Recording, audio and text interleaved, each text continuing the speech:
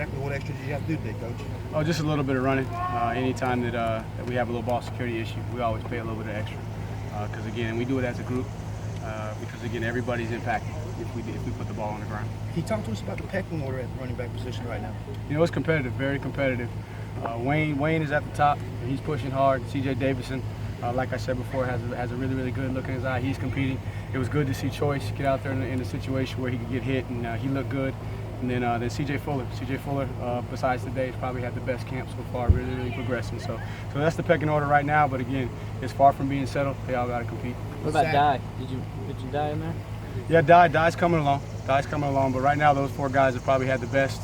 And then Zach, Zach had the heel, and is just now trying to get back healthy. So don't want to give him an assessment yet. Want to get him healthy before we make a true evaluation. You talked about doing a little bit more. Was it just the mood of practice a little different just because Coach Sweeney wasn't here?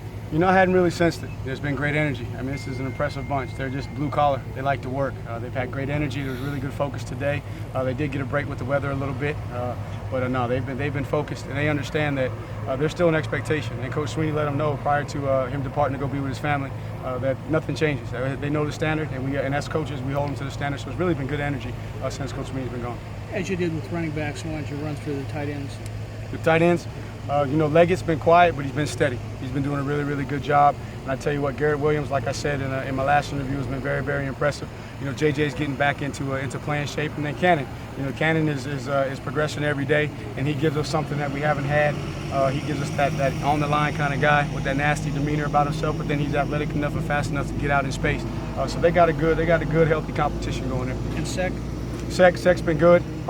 Just trying to come back from that knee, battling every day, and we know that's going to be a process. But he's a warrior. He's going to give you everything that he has. We just have to make sure that we take care of that knee and get him to the season. Remembering your time as a player, and then coming forward, tight ends much deeper than ever before. And if you'd speak a little bit to whether they're just general importance. Well, the key to this offense for us to play, and we want to be a 2-back spread offense, you got to have a tight end that's versatile enough to play in space, and then also be tough enough and physical enough to come in the box and be that lead blocker so that we can run some of our schemes. So it's imperative that you have a quality depth at that position. So we talk about the skill guys all the time, the receivers and the backs, because everybody follows the ball, but the position that makes this system go is that tight end position. What about secondary? He was wearing yellow today. Yeah, just being smart with his knee.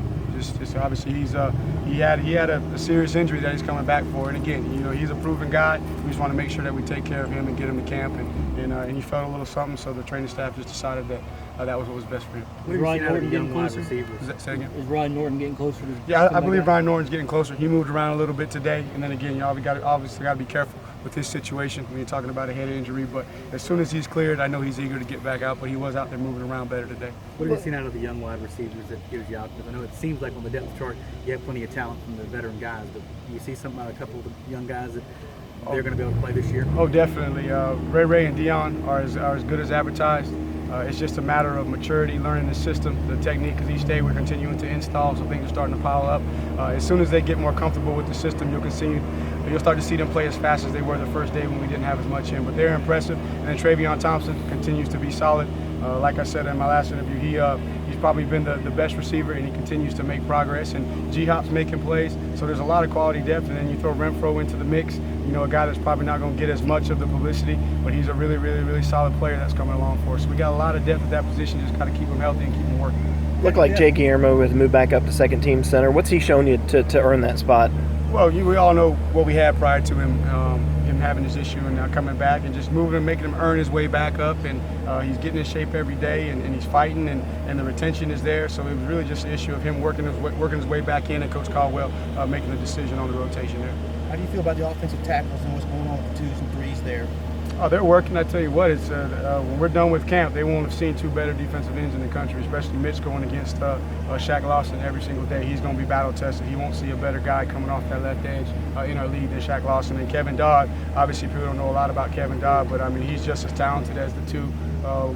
Obviously they're different than Vic Beasley. He's just as talented as Tavares Barnes and Corey Crawford. So they're getting work, and Robbie's doing a great job of rotating those guys in. So it's not just Mitch getting all the work versus Shaq. You're seeing some of the younger guys get some work versus Shaq. So they're getting battle tested. They're holding up. They're taking their licks at times, but that's going to pay off in the end. Who's moving over there right now? Who is playing left tackle or right tackle in